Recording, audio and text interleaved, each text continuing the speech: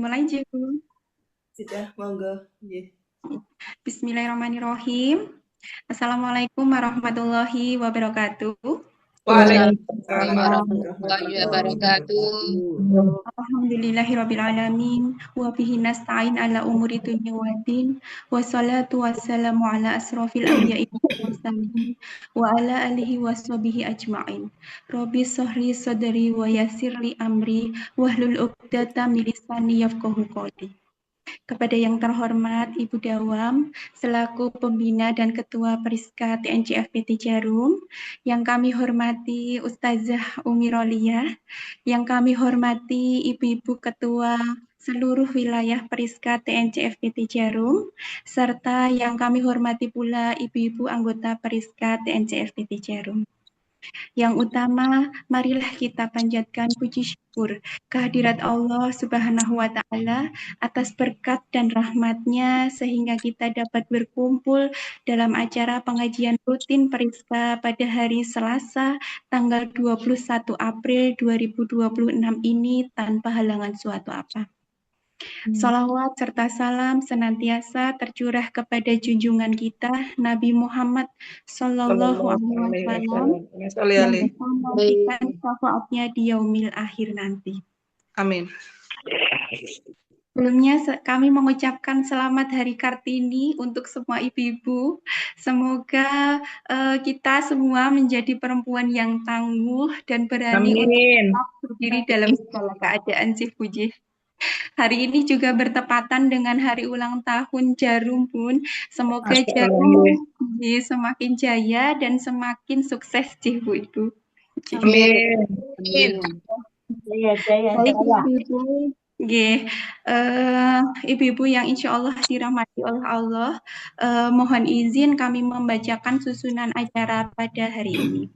Acara yang pertama adalah pembukaan, kemudian acara yang kedua sambutan dari Ibu Dawam, acara yang ketiga pengajian dari Ustazah Umi Rolia, kemudian acara yang keempat ada sesi tanya jawab, acara yang kelima doa dan penutup dari Ustazah Umi Rolia. Demikian susunan acara pengajian kita pada malam hari ini yang dengan tema merawat ketakwaan pasca Ramadan. Baik ibu-ibu, memasuki acara yang pertama yaitu pembukaan. Marilah acara pengajian ini kita buka dengan bacaan basmalah. Bismillahirrahmanirrahim. Acara selanjutnya yaitu sambutan dari Ibu Dawam. Kepada Ibu Dawam kami silakan. Monggo Bun. Terima kasih Bu Deva. Assalamualaikum warahmatullahi wabarakatuh. Waalaikumsalam warahmatullahi wabarakatuh. Yang terhormat Ustazah Umi Rolia. Terima kasih Bu. Ibu-ibu pengurus dan anggota Periska TNCF. Alhamdulillah, puji syukur kita panjatkan pada Allah Subhanahu wa Ta'ala. Malam hari ini kita bertemu kembali dalam acara pengajian. Assalamualaikum warahmatullahi wabarakatuh. Waalaikumsalam warahmatullahi wabarakatuh. Selamat bergabung Bu Safi. Saya lanjut. Di ibu-ibu, setelah sekian bulan ya kita tidak bertemu. Alhamdulillah akhirnya malam ini kita bisa bertemu lagi. Jadi tadi ada hari ini Hari Kartini, hari ulang tahunnya Jarum, jadi kabar gembiranya. Tapi juga kita beberapa waktu yang lalu kita juga bertubi-tubi ada kabar dukanya juga dari saya pribadi maupun dari keluarga besar Jarum. Dari saya pribadi ada kakak ipar, kakak yang meninggal, kemudian owner dari Jarum, Bapak Mikael Bambang Hartono, kemudian yang terakhir paling baru yang kemarin Bapak Haji Iskandar. Jadi ini untuk Periska TNCF Bu Iskandar adalah pendirinya Bu. Jadi kita juga sangat kehilangan beliau. Jadi terutama tokoh untuk pertembakauan di Indonesia yang kehilangan Bapak Iskandar. Kita doakan semoga arwah beliau diterima di sisinya dan diampuni segala dosanya dan mudah-mudahan husnul khotimah. Ya, jadi dalam kehidupan ya seperti itu ya memang ibu-ibu ya. Datang dan pergi. Datang dan pergi, dan semua harus kita terima dengan ikhlas, dilepaskan ya. Kabar gembira juga alhamdulillah kita terima, kita lepaskan. Kabar duka juga begitu, kita terima, kita lepaskan. Jadi seperti itu memang selalu berulang, kabar baik, kabar jelek. Dan untuk itu ya mumpung kita masih diberi kesempatan ibu-ibu, kita manfaatkan waktu kita dengan baik. Ya, salah satunya seperti ini, kita belajar bersama, insya Allah kita akan mendapatkan pahala silaturahminya, pahala ilmunya. Ya. Jadi kita manfaatkan momen ini dengan baik. Ya, alhamdulillah ini sudah lumayan bergabung 21 orang. Alhamdulillah. Jadi mudah-mudahan nanti masih ada yang nambah lagi. Jadi sebelum kita mulai, biar kita semangat seperti biasanya ibu-ibu, kita yel-yel dulu ya. Nah, Ya, Bu. 1, 2, 3. Beriska! tangguh. Beriska! Tangguh. Beriska! Tangguh. Terima kasih. Saya kira ini saja dari saya, biar nggak terlalu lama. Terima kasih. Assalamualaikum warahmatullahi wabarakatuh. Waalaikumsalam warahmatullahi wabarakatuh. Terima kasih kepada Ibu Dawam atas sambutannya. Semoga Bu Dawam sehat selalu, J. Amin. Terima kasih. Nah, acara yang ketiga yaitu pengajian dari Ustazah Umi Rolia. Kepada Ustazah Umi Rolia, kami silakan. Monggo Us. Oke, terima kasih. Bismillahirrahmanirrahim. Assalamualaikum warahmatullahi wabarakatuh. Waalaikumsalam warahmatullahi wabarakatuh. Alhamdulillahirabbil alamin. Wabihi nasta'inu ala umuri dunya waddin. Wassalatu wassalamu ala asrafil anbiya'i wal mursalin. Sayyidina Muhammadin wa ala alihi wa sahbihi ajma'in. Ashhadu an la ilaha illallah wahdahu la syarikalah. Wa ashhadu anna Muhammadan abduhu wa rasuluhu la nabiyya ba'dah. Subhanaka la ilma lana illa ma 'allamtana innaka antal alimul hakim. Rabbi shrah li sadri wa yassir li amri wahlul 'uqdatam min lisani yafqahu qawli amma ba'd. Yang terhormat Ibu Dawam selaku Ketua Periska TNCF PT Jarum beserta seluruh ibu-ibu semuanya yang tidak bisa saya sebutkan satu persatu, tentunya tidak mengurangi rasa hormat saya dan rasa sayang saya karena Allah. Alhamdulillahirabbil alamin, puji syukur kita haturkan kehadirat Allah Subhanahu wa taala yang atas karunia kesehatan dan kesempatan pada malam hari ini alhamdulillah kita dipertemukan kembali oleh Allah dalam majelis Zoomiyah. Semoga menjadi majelis yang diberkahi oleh Allah, majelis yang bisa menjadi salah satu sebab Allah ridho terhadap kita dan Allah menjadikan kita hamba-hambanya yang beruntung dunia dan akhirat. Amin Allahumma amin. Salawat dan salam tentunya senantiasa kita sanjungkan teruntuk kekasih Allah Rasul akhir zaman Nabi Agung Muhammad Sallallahu Alaihi Wasallam beserta seluruh keluarga, sahabat, dan seluruh umatnya termasuk kita semua yang insya Allah istiqomah dalam mengikuti ajarannya hingga akhir zaman. Amin Allahumma amin. Ibu-ibu yang insya Allah dimuliakan dan dirahmati oleh Allah, pertama saya mengucapkan barakallah kepada PT Jarum yang hari ini bertepatan dengan Hari Kartini tanggal 21 April adalah miladnya PT Jarum. Semoga PT Jarum menjadi salah satu sebab keberkahan rizki untuk seluruh yang bernaung di bawah PT Jarum dan bisa memberikan maslahat dan manfaat untuk orang-orang di sekitarnya. Amin Allahumma amin. Serta turut menyampaikan duka cita yang mendalam kepada Ibu Dawam atas wafatnya kakak dan anggota keluarganya yang lain, juga dari pendiri Tembako Bapak Iskandar. Semoga seluruh keluarga dan keluarga besar dari PT Jarum yang menghadap Allah digolongkan sebagai akhir yang husnul khotimah dan semoga kuburnya diberikan ke lapangan, diberikan kubur yang terang, Amin. dibebaskan dari siksa dan fitnah kubur, dan semoga kuburnya menjadi taman-taman surga. Amin Allahumma amin. Dan kita semua juga bisa mengambil hikmah dari setiap kematian, karena sejatinya kullu nafsin dha'iqatul maut. Setiap yang bernyawa pasti akan mati. Kita semua sedang nunggu giliran. Jadi kita masih bergelar camat ya saat ini. Calon mati semuanya, dan semoga kita benar-benar bisa mempersiapkan kematian kita dengan sebaik-baiknya bekal, yaitu takwa. Dan pada malam hari ini tema yang saya pilih adalah merawat ketakwaan pasca Ramadan. Setelah melewati bulan suci Ramadan, tugas kita adalah bagaimana menjaga semangat Ramadan, bagaimana merawat ketakwaan, karena bulan suci Ramadan dihadirkan oleh Allah itu sebagai kekuatan untuk kita umat muslim. Kekuatan yang akan memberikan pengaruh yang sangat luar biasa agar 11 bulan setelah bulan Ramadan kita meningkat menjadi orang-orang yang lebih baik. Artinya 1 bulan Ramadan itu dihadirkan oleh Allah agar kita semua memiliki peluang dan mengambil peluang itu untuk menjadikan kita orang-orang yang lebih tinggi derajatnya di sisi Allah. Maka di dalam bulan suci Ramadan secara khusus Allah mengundang kita semua, ya ayyuhalladzina amanu kutiba alaikumusyamu kama kutiba alal ladzina min qablikum la'allakum tattaqun. Ramadan dihadirkan oleh Allah dengan semua fasilitas yang istimewa.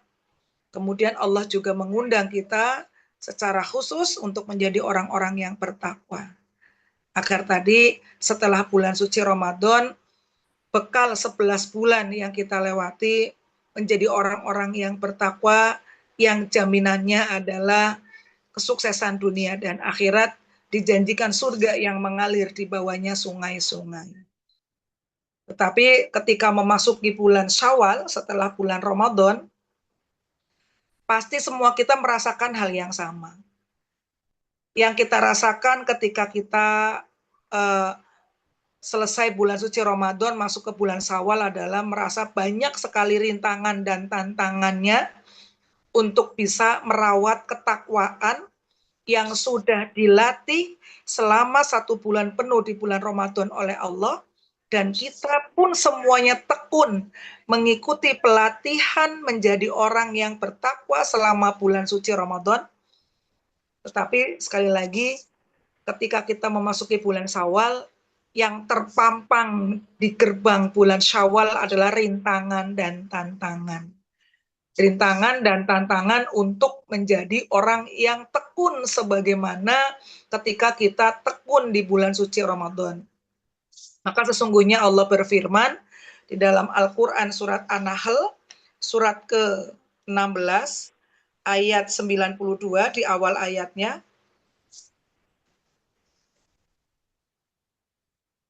Monggo, surat An-Nahl. Ya. Janganlah kamu Ya. Janganlah kamu seperti seorang perempuan yang menguraikan tenunannya yang sudah dipintal dengan kuat menjadi cerai-berai kembali. Kamu menjadikan sumpahmu sebagai alat penipu di antaramu karena ada kecenderungan memihak kepada satu golongan yang lebih banyak kelebihannya daripada golongan yang lain. Sesungguhnya Allah hanya menguji kamu dengan hal itu dan pasti pada hari kiamat Allah akan menjelaskan kepadamu apa yang selalu kamu perselisihkan. Ya, terima kasih. Tadi di awal ayat surat An-Nahl ayat 92, Allah memberikan peringatan kepada kita selepas bulan suci Ramadan, janganlah kalian seperti wanita yang memintal benang, yang sudah dipintal dengan kuat, lalu dicerai-beraikan kembali. Selama bulan Ramadan, Allah itu melatih kita untuk menjadi orang-orang yang tekun dalam beribadah. Jadi kita merasakan ya ibu-ibu ketika Ramadan semangat ibadah kita meningkat. Baik ibadah yang wajib maupun ibadah yang sunnah, selama 1 bulan penuh di bulan Ramadan kita merasa meningkat keimanan kita, kualitas ibadah kita itu meningkat. Lalu kemudian ketika memasuki bulan Syawal tadi, gerbang Syawal, awal bulan Syawal itu tulisannya gapuronya rintangan dan tantangan gitu ya. Ya karena kita tinggal di Indonesia yang setelah memasuki bulan Syawal, 1 Syawal atau Idul Fitri, kan tradisinya banyak sekali ya. Pernak-pernik yang menyertai Idul Fitri itu di Indonesia tuh sebulan nggak kelar gitu. Padahal seringkali orang tua zaman dulu masih ingat nggak menyebutnya kalau Idul Fitri ya lebaran aja. Tapi kalau Idul Adha disebut lebaran besar gitu. Ya karena ada perbedaan antara Idul Fitri dan Idul Adha. Kalau Idul Fitri hari ini sholat Id, keesokan harinya kita sudah dianjurkan untuk mengerjakan puasa sunnah Syawal selama 6 hari. Afdolnya, istimewanya, utamanya berturut-turut langsung hari kedua sampai 6 hari. Afdolnya. Tetapi boleh juga dicicil selama 1 bulan di bulan Syawal. Boleh dicicil, boleh acak. Tapi afdolnya 6 hari berturut-turut. Berbeda dengan Idul Adha. Kenapa Idul Adha sering disebut sebagai besar-besar gitu? Lebaran besar. Karena di Idul Adha setelah sholat Id, kemudian diikuti 3 hari tasyrik, di mana kita dilarang berpuasa. Maka disitulah effortnya lebaran makan daging kurban dan sebagainya. Nah, tetapi kalau kita tinggal di Indonesia kan luar biasa ya. Hari pertama lebaran semua rumah ada opor, ada rendang, ada sambal goreng dan macam-macam. Dan masaknya dalam porsi yang besar juga, yang banyak. Sehingga kadang-kadang prediksi ada tamu ternyata nggak ada tamu, kan makanan sisa tuh. Jadi kan eman-eman hari kedua masih menunya opor. Belum di meja tamu yang banyak sekali snack-snack yang biasanya nggak dipajang, setahun sekali tuh meja tamu penuh gitu ya. Karena dari sebelum masuk Ramadan, kalau kita mah yang diingat-ingat lebarannya. Bentar lagi lebaran gitu ya. Setelah lebaran, baru 1 hari, itu penghimpun paket lebaran udah ngingetin ibu, mulai besok sudah mulai setoran lebaran lagi ya, paket lebaran sudah mulai setor gitu. Jadi yang diingat itu bukan Ramadannya, bagaimana perjuangan setelah Ramadan. Yang diingat adalah sebelum puasa ngingetnya lebaran, THR dan lain-lain. Setelah lebaran baru 1 hari udah mikirin setor paket untuk paket lebaran berikutnya gitu ya. Jadi terpusat pikiran kita itu di lebaran dengan segala pernak-perniknya tadi, bikin opor, ada rendang, kue. Kan biasanya kalau paket lebaran gitu ya, paket seminggu 100.000 misalnya, dapatnya daging berapa kilo, dapat gula, dapat sirup, dapat kue kaleng, dengan macam-macam. Kita milih paketan yang mana gitu. Nah, sehingga kemudian hikmah dari Ramadan dan takwa itu seringkali menjadi bias. Seakan-akan tidak lebih penting daripada persiapan lebaran dan bagaimana mempersiapkan lebaran berikutnya gitu ya. Padahal Rasulullah Shallallahu Alaihi Wasallam ketika beliau menyambut Ramadan, kan doanya yang kita ikutin, wabalighna Ramadan. Pertemukan aku dengan bulan Ramadan. Kenapa Ramadan itu khusus? Ya, seperti kalau Rajab kan Allahumma barik lana fi Rajab wa Sa'ban wa balighna Ramadan. Sampaikan aku bertemu dengan Ramadan. Karena sekali lagi Ramadan itu dihadirkan oleh Allah, ulama yang mengatakan Ramadan itu terminal. Ramadan itu seperti rest area. Tempat kita mengisi amunisi gitu ya. Itu mengisi ulang, merefill keimanan kita agar ketika bertemu dengan Ramadan, keimanan kita isi terus, kita penuhin, kita bikin full tuh keimanan agar bisa kita jadikan bekal untuk beribadah, mengisi 11 bulan berikutnya itu semangatnya Ramadan, semangatnya takwa. Jadi sepanjang tahun itu kita terus meningkatkan amal sehingga bertemu dengan bulan suci Ramadan kembali, kita meningkat dan setiap bertemu Ramadan meningkat hingga sampai finishnya batas waktu kita, insya Allah tadi kita dalam keadaan puncak yang terbaik. Dan sekali lagi tidak mudah Karena Syawal langsung rintangan dan tantangan. Ajakan puasa 6 hari di bulan Syawal ternyata semua pasti merasakan berat. Lebih mudah puasa 1 bulan di bulan Ramadan daripada puasa sunnah 6 hari di bulan Syawal. Betul ya? Karena apa? Karena tadi terpampang rintangan dan tantangan yang tidak ringan ya. Karena kita sedang menaiki anak tangga istiqomah. Rasulullah Shallallahu Alaihi Wasallam beliau bersabda, istiqomah itu seperti menaiki bukit yang terjal. Dibutuhkan kesungguhan, keseriusan, ketekunan. Kalau nggak serius, nggak sungguh-sungguh, nggak tekun, masuk bulan Syawal, pilihannya adalah istirahat puasa, istirahat tilawah, istirahat bangun malam, dan istirahat-istirahat yang lain.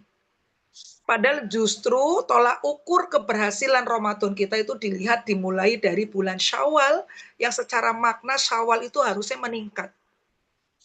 Maka barang siapa yang bersungguh-sungguh, yang tekun untuk menjadi orang yang istiqomah, Allah berikan jaminan dalam surat Fusilat, surat 41, ayat 30 dan 31.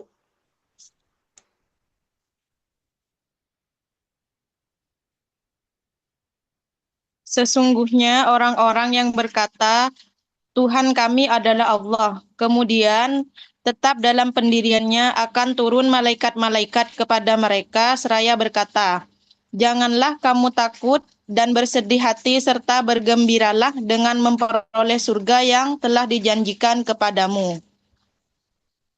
Ya.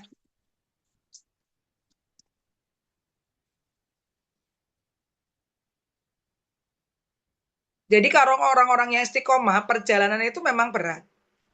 Menanjak ya, seperti menaiki bukit yang terjal tadi. Tapi barang siapa yang bersungguh-sungguh, maka dia akan mendapatkan jaminan dari Allah, yaitu dihilangkan rasa takutnya. Dan disediakan tempat kembali yang terbaik, yaitu surga yang mengalir di bawahnya sungai-sungai. Maka tadi ya, bagaimana caranya kita istiqomah ya, kita harus merawat semangat Ramadan kita. Kenapa Ramadan 1 bulan ringan? Bangun setiap malam pun semangat. Tilawahnya juga meningkat, sedekahnya meningkat. Karena kita mengerjakannya dengan sungguh-sungguh, dengan sukacita. Segala sesuatu yang dikerjakan dengan sungguh-sungguh dan hati senang, walaupun berat, kita berusaha dan pasti akan menghadirkan upaya dan siasat bagaimana bisa untuk mendapatkan sesuatu yang kita suka. Contoh ya, kadang-kadang kalau kita mau pergi dan itu kita senang, pasti luar biasa. Misalnya sudah dijadwalkan piknik gitu, itu biasanya sebulan sebelumnya aja udah mikirin kostum, sudah ngosongin jadwal, tanggal ini udah dilingkarin, pokoknya saya tanggal ini pergi dan seterusnya. Bahkan segala rintangan dan tantangan dihalau gitu. Jadi kayak kemarin kejadian saya sama jamaah, salah satu jamaah saya gini, dia kalau pas kajian ada aja halangannya. Yang hari pertama haid lah, migrain lah, yang nggak bisa izin lah karena ngomong anak orang lah dan sebagainya. Ketika pas halal bihalal kan undangannya di rumah makan dong. Kalau halal bihalal kan identiknya di kafe, di rumah makan gitu ya. Padahal undangannya siang, hari Kamis siang jam 1, di mana harusnya dia masih jaga anak titipan orang gitu ya. Tapi dia biasa ikut, terus teman-temannya pada nanya, Mbak, kok iso melu? Ya, jawabannya apa? Sekali-kali toh gitu.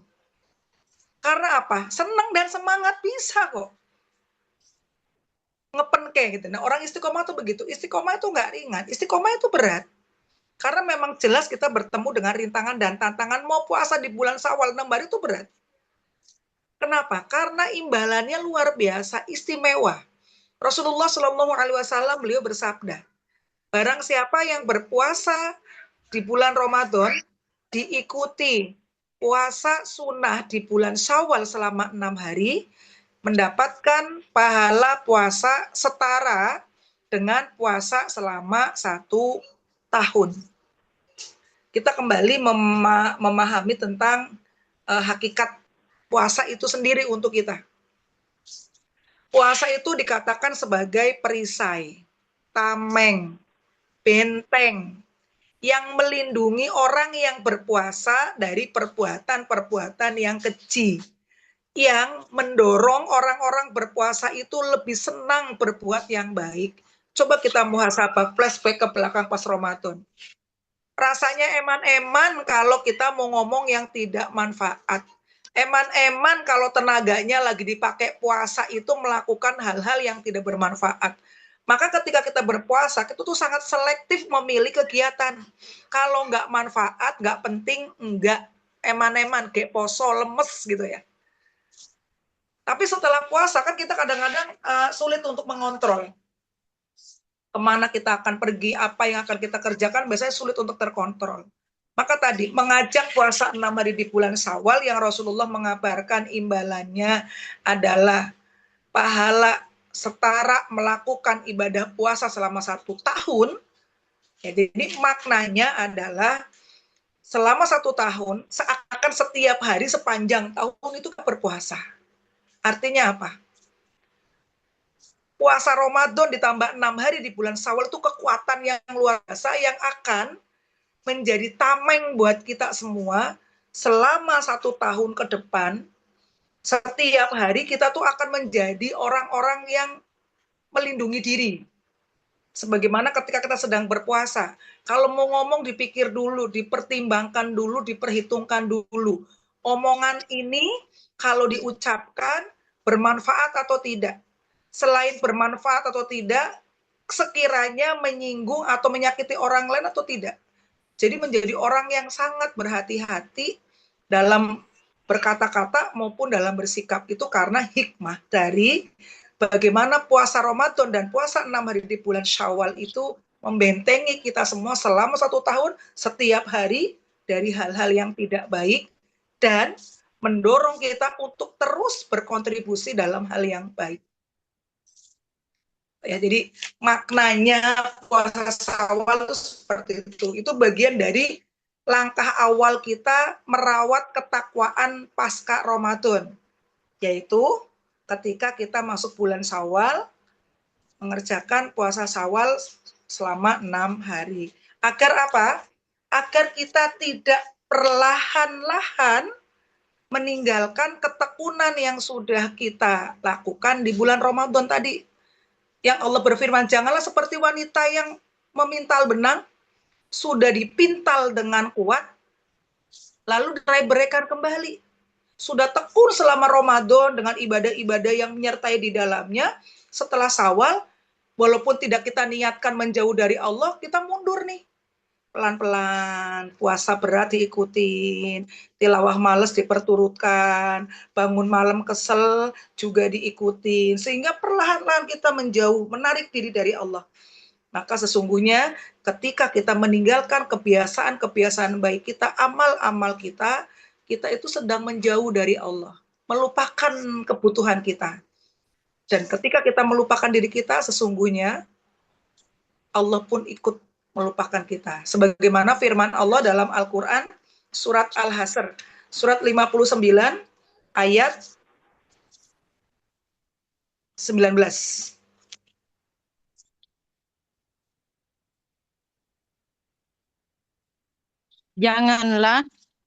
Janganlah kamu seperti orang yang melupakan Allah sehingga dia menjadikan mereka lupa kepada diri mereka sendiri. Mereka itulah orang-orang fasik. Ya, lagunya Bimbo yang aku dekat, engkau dekat gitu ya. Aku jauh, engkau jauh. Jadi Allah itu bagaimana kita? Kalau kita mendekat kepada Allah, Allah berfirman dalam surat 50 ayat 16. 50 ayat 16.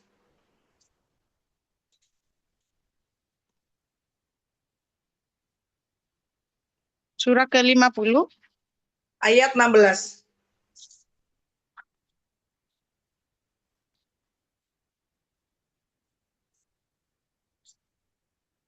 Surah Al-Qaf ya, Bu.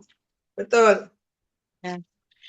Mereka menolaknya, bahkan mereka heran karena telah maaf Bu, maaf, Ya. maaf. Al-Qaf ayat 50.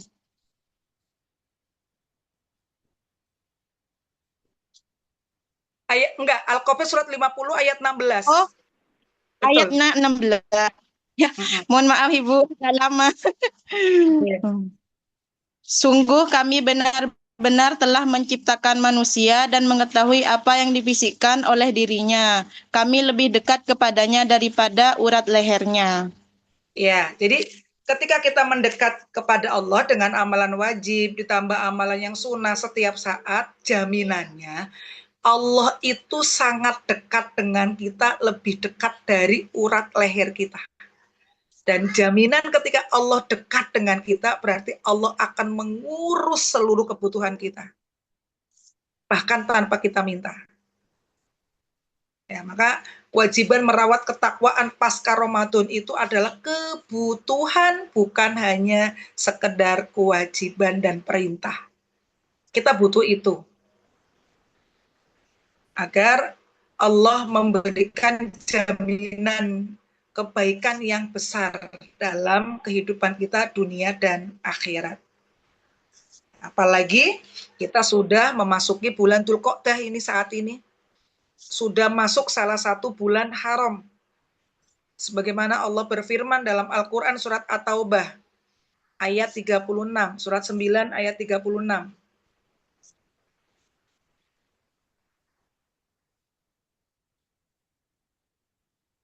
Itulah ketetapan agama yang lurus. Maka janganlah kamu menzolimi dirimu dalam bulan yang 4 itu. Dan perangilah kaum musyrikin semuanya sebagaimana mereka pun memerangi kamu semuanya. Dan ketahuilah bahwa Allah beserta orang-orang yang takwa. Ya, bilangan bulan dalam 1 tahun ada 12 bulan. Dan di dalam 12 bulan Allah menetapkan 4 bulan diantaranya adalah bulan haram. Itulah ketetapan agama yang lurus sejak Allah menciptakan langit dan bumi. 4 bulan tersebut disebutkan oleh Rasulullah adalah Dzulqa'dah bulan ini, bulan yang ke-11, Dzulhijjah bulan depan, bulan yang ke-12 dalam hitungan tahun Hijriah, dan bulan Muharram yang menjadi pembuka tahun, kemudian bulan Rajab, bulan ke-7 dalam hitungan tahun Hijriah yang termasuk disebutkan oleh Rasulullah sebagai bulan haram. Yang dimana di dalam bulan haram tersebut Allah melarang kita melakukan peperangan dan berbuat aniaya atau zolim terhadap diri sendiri. Kenapa? Karena di 4 bulan tersebut Allah menjanjikan pelipat gandaan pahala dari setiap kebaikan yang kita kerjakan, dan Allah memberikan peringatan melipat gandakan dosa dari setiap kemaksiatan yang kita kerjakan. Maka larangannya adalah janganlah melakukan peperangan dan berbuat aniaya atau zolim terhadap diri sendiri.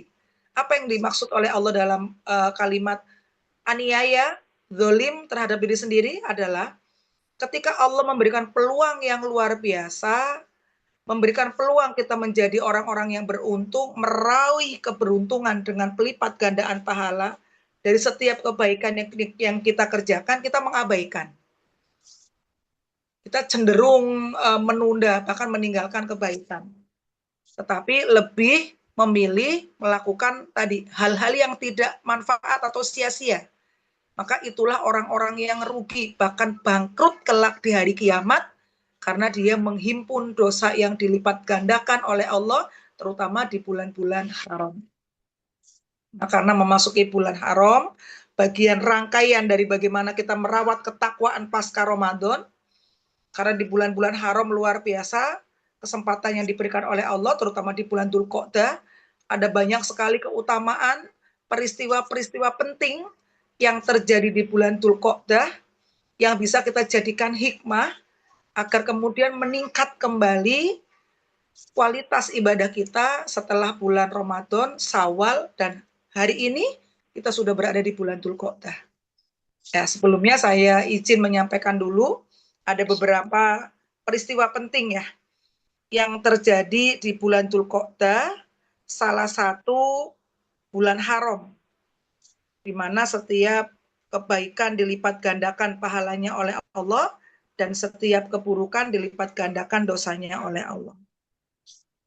Yang pertama, Dzulqa'dah adalah bulan haram. Tadi ya sudah kita sama-sama sampaikan bahwa di bulan haram itu setiap amal ibadah dilipat gandakan pahalanya oleh Allah.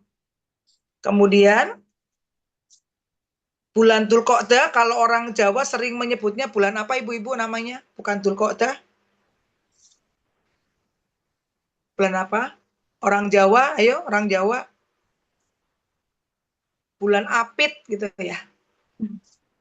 Iya. Ada yang Jawa mana? Yang kenal Apit, bulan Apit mana bulan Apit? Kenapa disebut bulan Apit? Yang orang Jawa.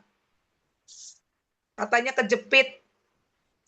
Biasanya diplesetin bilangnya kalau usaha di bulan Apit itu sulit. Rezekinya sempit gitu ya. Yang jadi doa orang banyak gitu. Padahal makna Apit itu karena Dzulqa'dah itu bulan yang benar-benar kejepit memang. Dijepit oleh bulan Syawal dan bulan Dzulhijjah, 3 bulan musim haji kan. Kan musim haji dimulai dari Syawal. Syawal, Dzulqa'dah, Dzulhijjah. Kan Dzulhijjah sampai tanggal 10 ya. Puncak hajinya kan sampai tanggal 10 kan. Tapi musim hajinya kan dimulai dari bulan Syawal. Pertengahan tuh udah mulai bulan Syawal. Nah, Dzulqa'dah kan berada di tengah-tengahnya. Di mana jamaah haji itu sudah sah untuk berpakaian ihram gitu ya. Nah, maka Dzulhijjah itu istimewa. Yang kedua, di dalam bulan Dzulqa'dah itu terjadi perjanjian Hubaidillah. Yaitu perjanjian yang dilakukan oleh Rasulullah dan para sahabat Muslim Madinah dengan kaum Quraisy ya, karena waktu saat Rasulullah dan para sahabat berangkat umroh, kemudian dicegat oleh kaum Quraisy, lalu dari pertemuan itu menghasilkan perjanjian perdamaian yang disebut Hubaidillah. Itu terjadi di bulan Dzulqa'dah. Kemudian ada perang yang juga terjadi di bulan Dzulqa'dah, yaitu perang Khuraizah. Perang Khuraizah adalah perang yang terjadi setelah perang Khandaq. Jadi setelah perang Khandaq, Rasulullah memerangi Bani Quraizah karena Bani Quraizah berkhianat setelah terjadi perang Khandaq. Kemudian Rasulullah itu ada beberapa ulama yang menyebut Dzulqa'dah itu bulan favoritnya Rasulullah gitu.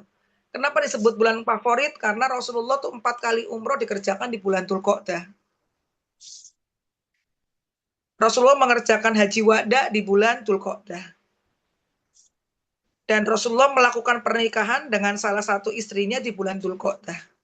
Itu Sayyidah Maimunah, itu dinikahi oleh Rasulullah di bulan Dzulqa'dah.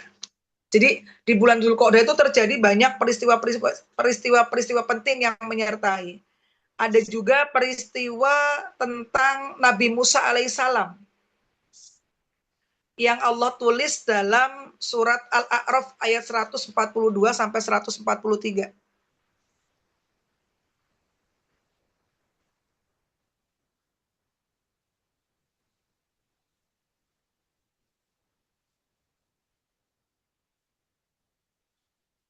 Surat Dan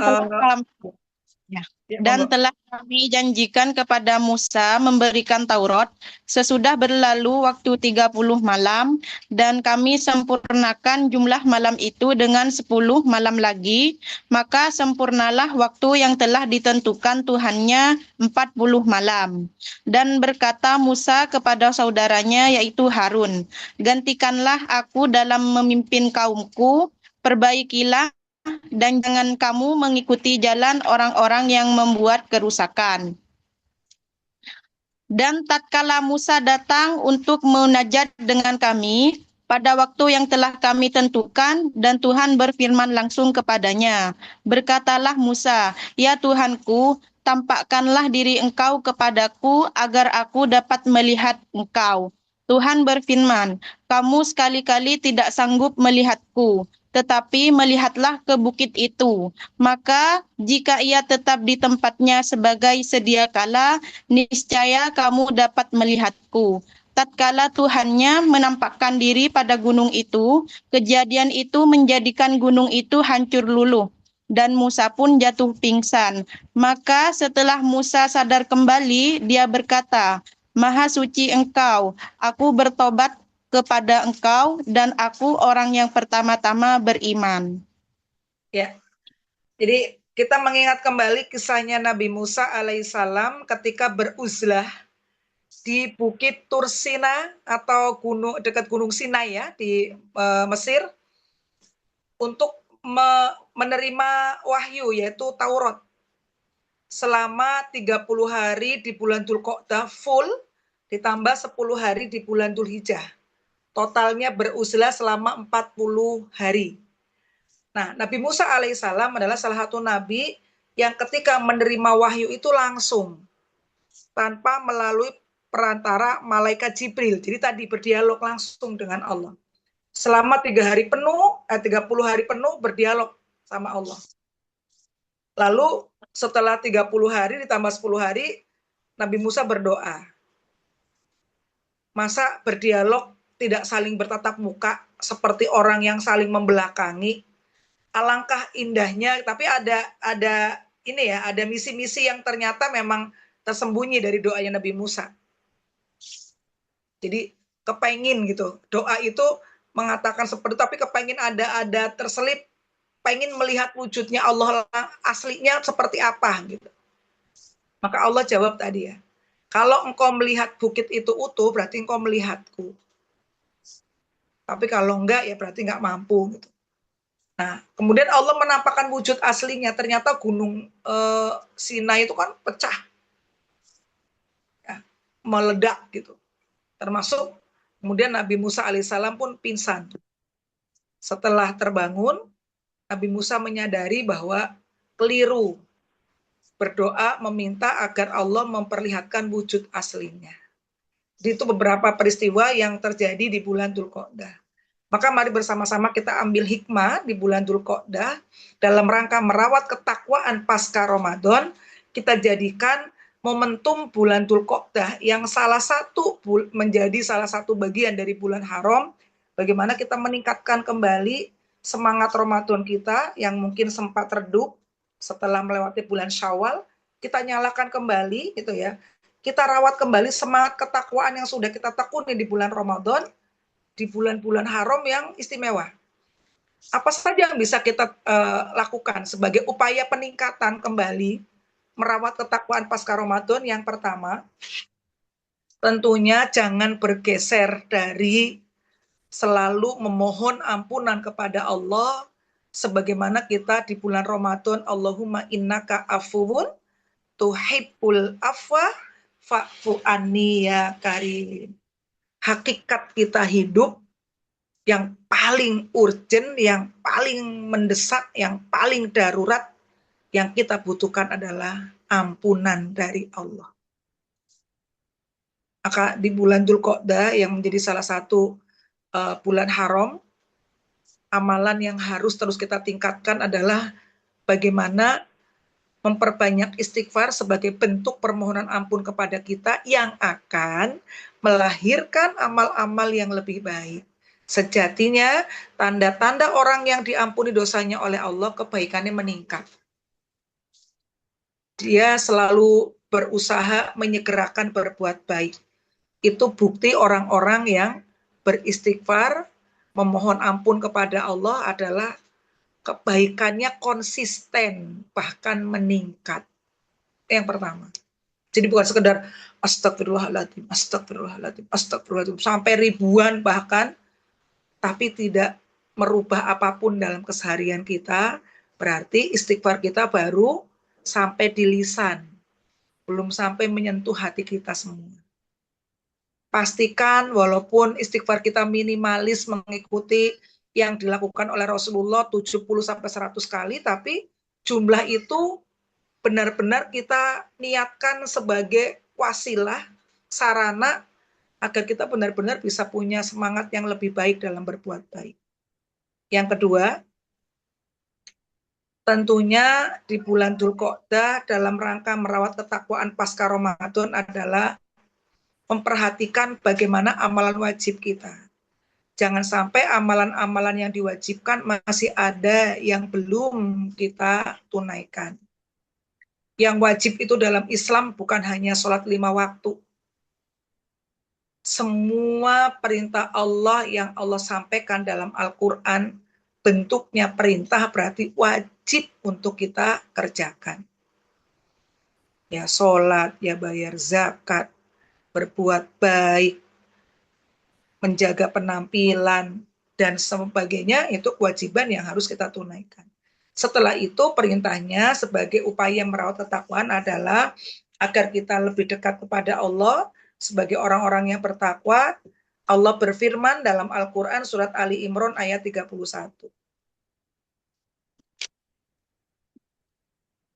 Ali Imran 31.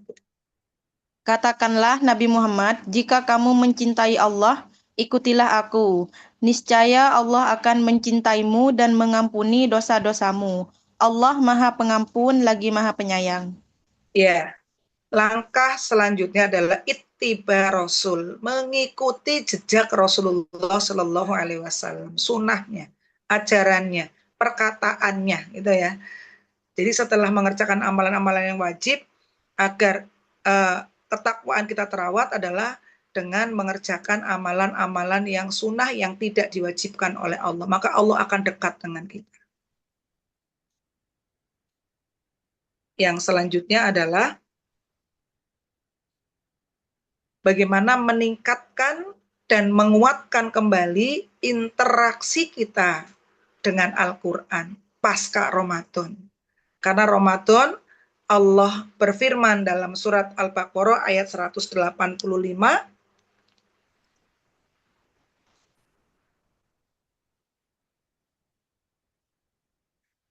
Bulan Ramadan adalah bulan yang di dalamnya diturunkan Al-Quran sebagai petunjuk bagi manusia dan penjelasan-penjelasan mengenai petunjuk itu serta pembeda antara yang hak dan yang batil. Oleh karena itu, siapa di antara kamu hadir di tempat tinggalnya atau bukan musafir pada bulan itu, berpuasalah. Siapa yang sakit atau dalam perjalanan lalu tidak berpuasa, maka wajib menggantinya sebanyak hari yang ditinggalkannya pada hari-hari yang lain. Allah menghendaki kemudahan bagimu dan tidak menghendaki kesukaran. Hendaklah kamu mencukupkan bilangannya dan mengagungkan Allah atas petunjuknya yang diberikan kepadamu agar kamu bersyukur. Ya, di awal ayat Al-Baqarah 185 Allah berfirman, Ramadan adalah bulan diturunkannya kitab suci Al-Quran sebagai pedoman yang berisi tentang penjelasan ya, dan petunjuk antara yang hak dan yang batil. Nah, maka orang bertakwa itu butuh panduan, butuh pegangannya Al-Quran. Ya, maka setelah mengamalkan yang wajib, yang sunnah, biar tetap kuat, interaksinya dengan Al-Quran dikuatkan kembali. Bagaimana merutinkan, meluangkan waktu untuk setiap hari membaca Al-Quran, walaupun secara kuantitas pasti berbeda dengan pencapaian ketika kita membaca Al-Quran di bulan Ramadan. Tapi setidaknya semangat untuk berinteraksi dengan Al-Quran terus kita rawat, kita jaga sebagai upaya untuk lebih paham tentang ilmu agama dan dekat kepada Allah. Kemudian yang selanjutnya adalah setelah meningkatkan dan menguatkan interaksi kita dengan Al-Quran, bagaimana kita melanjutkan semangat sedekah sebagai orang yang bertakwa adalah berinfak dalam keadaan lapang maupun sempit. Jadi mengerjakan yang wajib, mengerjakan yang sunnah, baik puasanya, baik sholatnya, dan lain-lain. Kemudian tadi, infaknya tetap jaga kerutinannya, karena itu bagian dari amal yang paling dicintai oleh Allah dan Rasul-Nya. Kemudian menjaga muamalah, hubungan baik kita dengan sesama manusia. Jangan pernah terpancing menanggapi bereaksi, apalagi reaktif dengan kalimat, perkataan, dan sikap yang Allah hadirkan melalui orang lain sebagai ujian buat kita. Jangan sampai ada perkataan, apalagi sudah keluar ya, batin, lintasan hati nurani pun Allah perhitungkan. Maka jaga terus, kendalikan terus gitu ya. Makanya kalau bisa salah satu amalan yang harus kita kerjakan di bulan Dzulqa'dah tadi, bagaimana merutinkan puasa sunnahnya. Agar kita terus terbentengi dari hal-hal yang negatif dan dikuatkan oleh Allah untuk mengerjakan kebaikan-kebaikan yang terus-menerus. Ya, mungkin itu yang bisa saya sampaikan. Semoga bermanfaat. Mohon maaf lahir dan batin. Fastabiqul khairat. Lanjut perjuangan kita untuk menjadi orang-orang yang memiliki akhir yang baik. Banyak muhasabah, banyak ada, semoga husnul khotimah. Wa'afu minkum, assalamualaikum warahmatullahi wabarakatuh.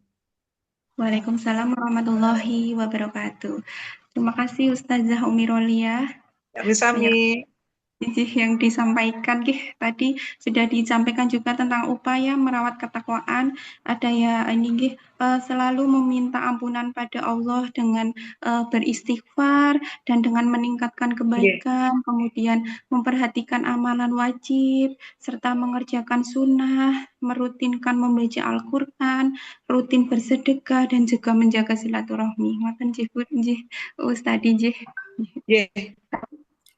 Memasuki acara selanjutnya yaitu sesi tanya jawab ibu-ibu kepada ibu-ibu yang tadi mungkin sudah mempersiapkan pertanyaan-pertanyaan untuk Ustazah Umi Rolia. Monggo kami silahkan. Boleh dinyalakan mikrofonnya, Ji.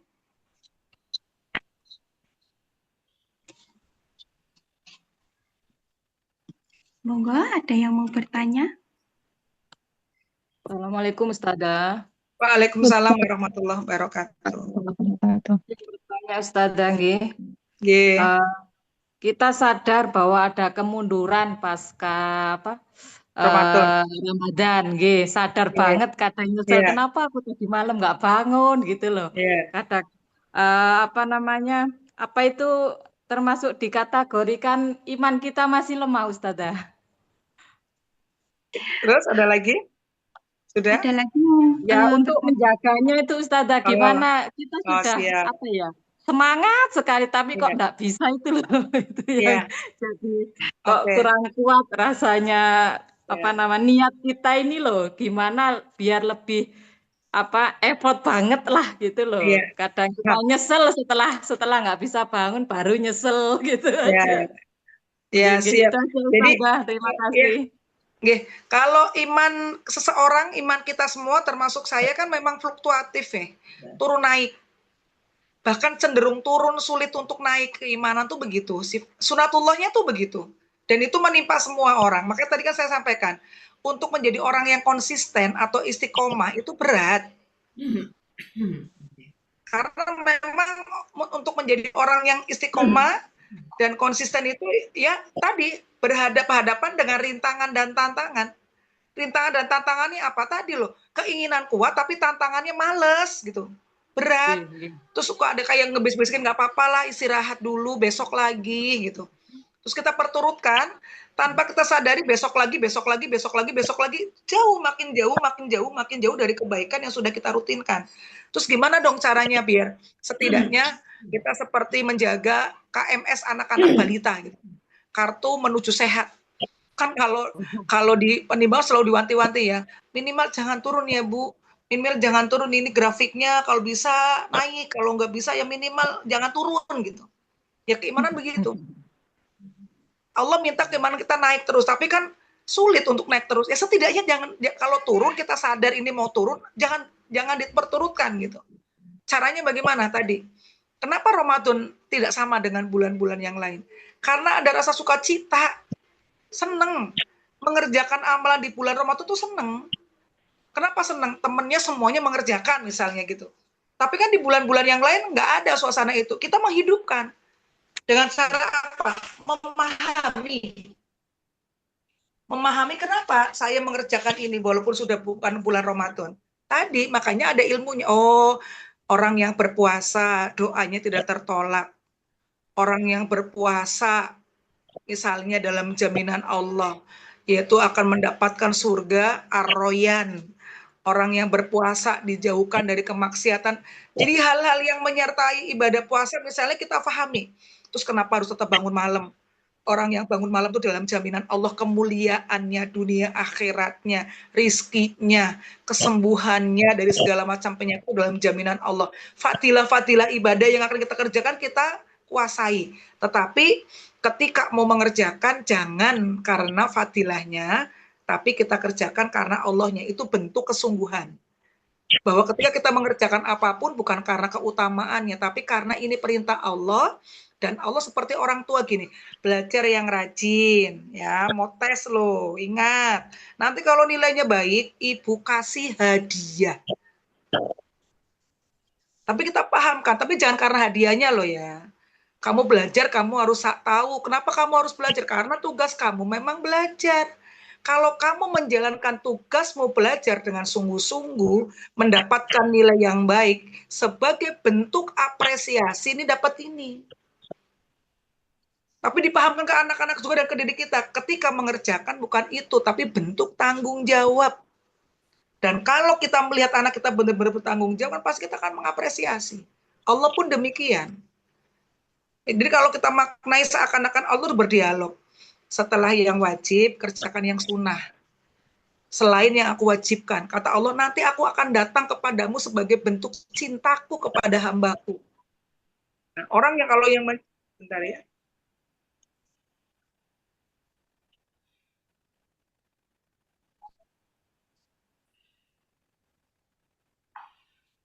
Maaf, ada telepon masuk.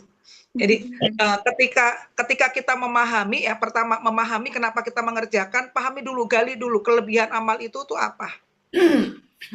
Ya, biar kita ketika mengerjakan itu tadi sukacita. Orang yang mengerjakan dengan sukacita, maka akan ada kekuatan. Tadi yang saya ceritakan. Kenapa kalau hari-hari lain banyak izinnya nggak datang? Ya karena dia nggak suka cita melakukan itu. Tapi begitu mau makan-makan di kafe kan menyambutnya suka cita. Makanya rintangan dan tantangannya dia terjang, dia bisa. Dia terabas.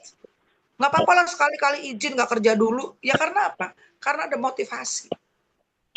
Karena kefahaman, oh makan-makan di kafe suasananya enak, beda makanannya enak. Itu karena sebuah motivasi. Nah itu kita terapkan dalam bentuk ibadah. Atau nggak minimal gini, kalau saya menunda hari ini, apakah ada jaminan besok saya masih bisa mengerjakan? Atau ketika mau meninggalkan amalan yang rutin, katakan begini, berarti saya sedang rugi. Kalau saya kerjakan kan saya dapat pahala nih. Kalau saya tinggalkan berarti hari ini saya kehilangan peluang pahala. Makanya kalau saya menyemangati teman-teman ya, misalnya teman-teman tadinya mendapatkan amanah apa gitu dalam organisasi, terus kayak yang merayakan banget ketika amanah itu berakhir.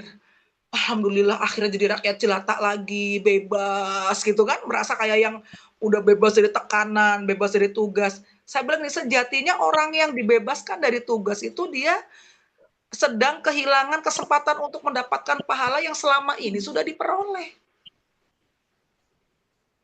Iya kan?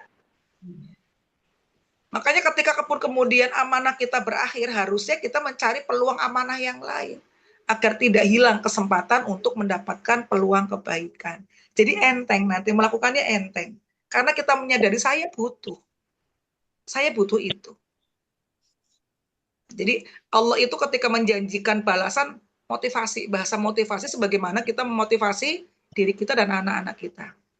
Kalau bagus, kalau ini nanti dapat hadiah. Ayo cepetan, semangat. Allah pun begitu maksudnya. Sebagaimana harapan kita kalau kita ngiming-ngimingin, dia akan lebih semangat ngerjainnya. Gitu ya Ibu. Ya, semoga kita bisa memaknai dan memahami setiap hal agar ketika kita mengerjakan bukan hanya sekedar rutinitas, jadi garing, nggak mengisi jiwa kita, tapi walaupun amalannya sedikit-sedikit, kecil-kecil, tapi ketika kita pahami itu, maka hikmahnya akan lebih kuat. Janji Allah dalam surat Al-Baqarah 269, barang siapa yang dikehendaki oleh Allah mendapatkan hikmah, ya, maka orang-orang yang diberi hikmah oleh Allah akan mendapatkan kebaikan-kebaikan yang banyak sesudahnya. Coba sebagai penguat, Al-Baqarah 269.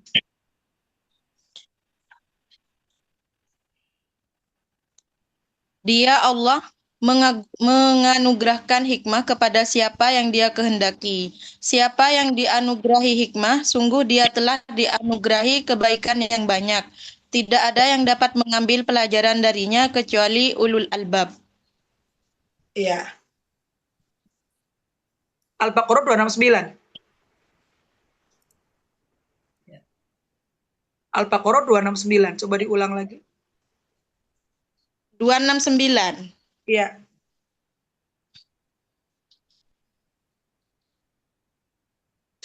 Bentar, Bu, agak lama ini. Ya. Al-Baqarah 269.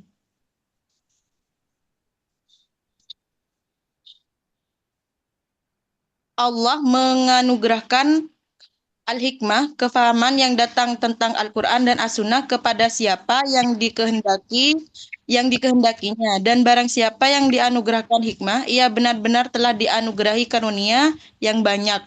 Dan hanya orang-orang yang berakallah yang dapat mengambil pelajaran dari firman Allah. Ya, Al-Baqarah 269. Iya, ini ya, Ibu. Jadi tugas kita setiap hal adalah kita maknai, kita fahami, kita hikmahi.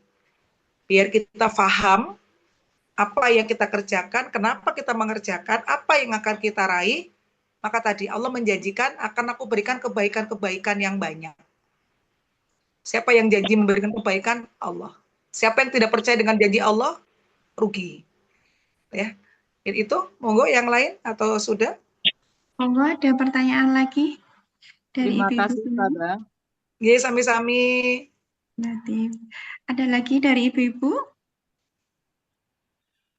Kalau tidak ada, saya boleh bertanya, Jehus. Boleh, monggo.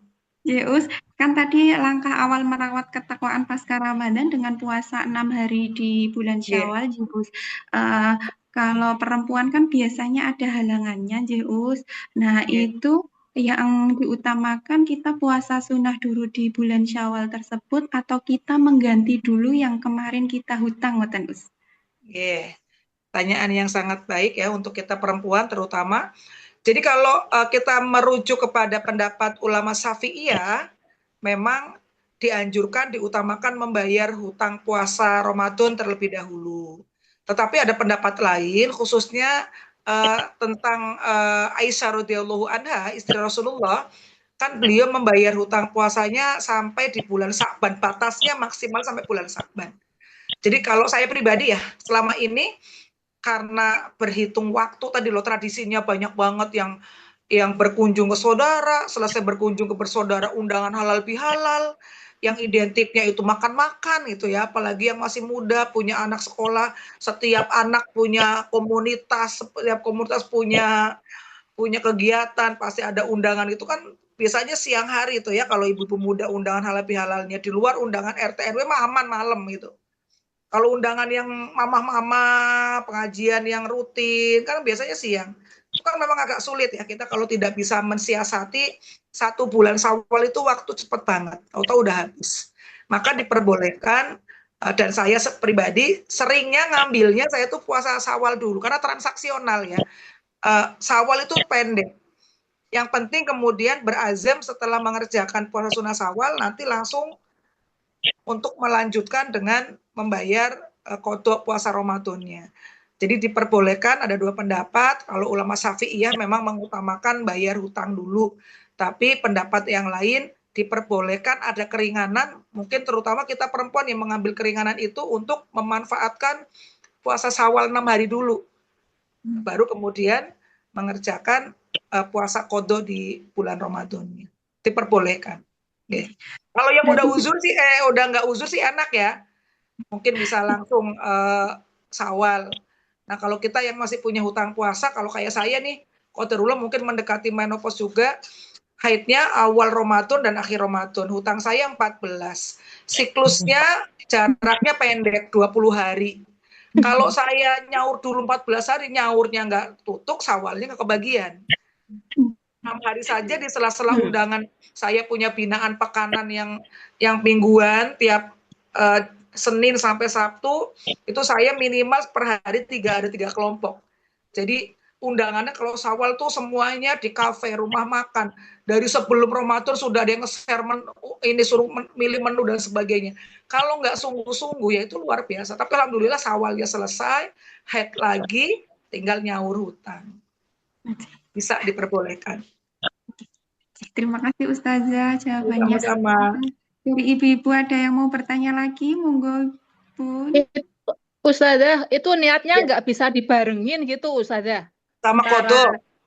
Iya, maksudnya yang itu langsung misalkan Senin Kemis kita langsung juga puasa Syawal, niatnya dapat semua gitu loh, Ustazah. Oh, iya. Kalau yang sunnah digabung dengan yang sunnah boleh.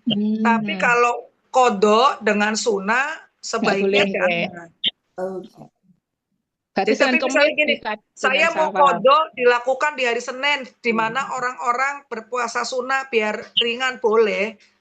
Harinya boleh dikerjakan di mana hari itu disunahkan puasa, tapi tidak merangkap, tidak mendobel niat kodok dengan puasa sunnah. Tapi kalau sunnah misalnya gini, Senin, Kamis, pas Ayamul Bid, semuanya sunnah boleh. Puasa, saya niat puasa Syawal di hari Senin, Ayamul Bid juga boleh, walaupun 3 tumpuk kan boleh. Tapi kalau yang sesama sama yang wajib nggak boleh. Oke. Nggih. Baik, sudah jelas nggih Bu Dia nggih Bu Slamet nggih. Saling bertanya soal itu soalnya nggih. Monggo dari ibu yang lain. Mohon maaf izin Ustazah. Secara pengalaman pribadi saya melakukan itu Ustazah. Maksudnya secara umum ya. Biasanya soal puasa nyaur itu digabung sama sunnah Senin atau Kamis gitu Ustazah. Dilakukannya di hari Senin atau Kamis boleh. Niatnya maksudnya niatnya ngodo dulu terus selanjutnya niat sunnah gitu Ustazah. Iya, kalau itu tadi udah dijelaskan sebaiknya kalau kodo berdiri sendiri. Karena wajib. Iya. Ya. Berarti nggak bisa digabung ya sunnah Seninnya itu nggih. Tapi dilakukan di hari Senin, di hari Kamis, dilakukan di waktu Ayamul Bid boleh. Iya. Berarti selama ini kami masih salah juga Ustazah. Ya. Bisa gabung. Ya karena tadi kadang-kadang niatnya ibadahnya masih transaksional tadi loh, nggak mau rugi gitu loh. Iya. Pengennya dapatnya pahalanya langsung banyak gitu ya. Double. Ustazah, terima kasih. Sami-sami. Ada lagi ibu-ibu yang masih mengganjal di hati? Mau bertanya lagi sama Ustazah? Cekap? Cukup sepertinya. Cukup, Terima kasih banyak Ibu-ibu untuk atensinya. Kami rasa sesi tanya jawab cukup ya Ibu-ibu. Memasuki acara selanjutnya yaitu doa penutup dari Ustazah Umi Rolia. Monggo Ustazah, kami silakan. Mari ibu-ibu sebagai bentuk pengakuan bahwa setiap kita adalah tidak berdaya, setiap kita itu bergantung kepada Allah, maka doa adalah bentuk pengakuan bahwa kita tidak memiliki kekuatan, tidak punya daya dan upaya kecuali dengan pertolongan Allah. Ya, kita berdoa semoga Allah menolong kita untuk menjadi hamba-hambanya yang istiqomah, menjadi hamba-hambanya yang diberikan kekuatan oleh Allah, dimampukan oleh Allah untuk terus melanjutkan kebaikan-kebaikan yang sudah sama-sama kita tekuni di waktu-waktu yang sebelumnya, dan semoga dimampukan oleh Allah untuk bisa meninggalkan segala bentuk keburukan sehingga Allah memampukan kita selalu menjaga niat baik, dipertemukan dengan orang-orang yang baik, ya, kemudian ditempatkan di tempat yang terbaik bersama orang-orang yang terbaik. A'udzubillahi minasyaitonirrajim. Bismillahirrahmanirrahim. Alhamdulillahirabbil alamin hamdas syakirin hamdan na'imin hamdan yuafi ni'amahu wa yukafi mazidah. Ya Rabbana lakal hamdu kama yanbaghi li jalali wajhika wa azimi sultanik. Allahumma salli wa sallim ala sayyidina Muhammad abdika wa nabiyyika wa rasulika nabil ummi wa ala alihi wa sahbihi wa sallimu taslima. Bismillahilladzi la yadurru ma'asmihi say'un fil ardi wala fis sama wa huwas samiul alim. Allahumma inna na'udzubika min an nusrika bika say'an na'lamu wa nastaghfiruka lima la na'lamu. A'udzu bikalimatillahi tammati min syarri ma khalaq. Allahumma a'inni ala dzikrika wa syukrika wa husni ibadatik. Allahumma inni as'aluka husnul khatimah. Allahumma rzuqna taubatan nasuha qoblal maut. Allahumma ya muqallibal qulub sabit qalbi ala dinik. Ya ayyatuhan nafsul mutmainnah irji'i ila rabbiki radiyatan mardiyah. Wadkhuli fi ibadi wadkhuli jannati. Allahumma inna as'aluka mujibati rahmatik wa azaima maghfiratik wa salamata min kulli ismi wal ghanimah min kulli birri wal fawza bil jannati wan najata minan nar. Allahumma la tad'lana dzamban illa ghafartah wala hamman illa farajtah wala dainan illa qadaitah wala hajata min hawaijid dunya wal akhirah illa qadaitaha ya arhamar rahimin. Rabbana atina fid dunya hasanah wa fil akhirati hasanah wa qina adzabannar wa adkhilna al jannata ma'al abrar ya aziz ya ghaffar ya rabbal alamin. Subhana rabbika rabbil izzati amma yasifun wa salamun alal mursalin walhamdulillahi rabbil alamin. Amin. Amin, amin ya Rabbal Alamin. Terima kasih Ustazah. Dengan dari Ustazah tadi, maka berakhirlah pula acara pengajian rutin kita. Semoga apa yang telah disampaikan oleh Ustazah dapat menambah ilmu agama kita, serta meningkatkan iman kita, serta kita juga dapat merawat ketakwaan kita setelah bulan Ramadan, dan kita bisa bertemu lagi di bulan Ramadan selanjutnya dengan amalan-amalan yang istiqomah. Kami ucapkan terima kasih kepada Ustazah Umi Rolia sudah hadir membersamai kami, Jepun. Kami juga ucapkan terima kasih kepada seluruh pengurus dan juga terima kasih kepada ibu-ibu yang sudah hadir mengikuti pengajian Periska ini. Saya selaku pembawa acara, mohon maaf atas segala kekurangan. Saya akhiri wabillahi taufiq wal hidayah. Wassalamualaikum warahmatullahi wabarakatuh. Waalaikumsalam warahmatullahi wabarakatuh. Terima kasih banyak Ustazah. Sami-sami, maaf lahir batin semuanya. Sama-sama. Assalamualaikum warahmatullahi wabarakatuh. Sehat-sehat semuanya. Amin ya Rabbal Alamin. Izin pamit. Monggo Ibu jangan keluar dulu ya. Recordnya